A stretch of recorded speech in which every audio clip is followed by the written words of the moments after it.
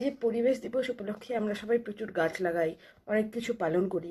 তো পরিবেশ দিবসের একটা সবথেকে মানে ভালো অ্যাসপেক্ট, এই সময় লোকে পরিবেশ নিয়ে কথা বলে।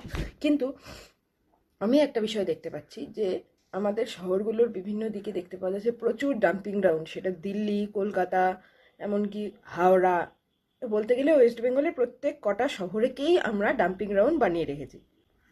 একটা ফুটেজ আমি দেখাচ্ছি, কিন্তু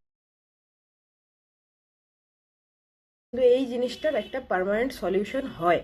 সেই সলিউশনটা হলো dry waste, wet waste, toxic waste এবং কাঁচ জাতীয় ওয়েস্ট এবং মেটালিক ওয়েস্টকে আলাদা আলাদা করা, যেটা নয়ডাতে হচ্ছে। খুব সহজ কথা, 6-7টা আলাদা কন্টেনারে নোংরাগুলোকে নিন, নিয়ে বিভিন্ন জায়গায় ট্রিটমেন্ট করুন।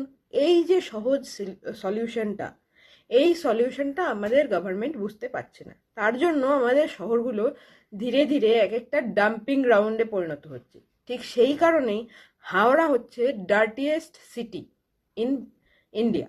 এই জিনিসটাকে পাল্টানো দরকার। Thank you so much for watching.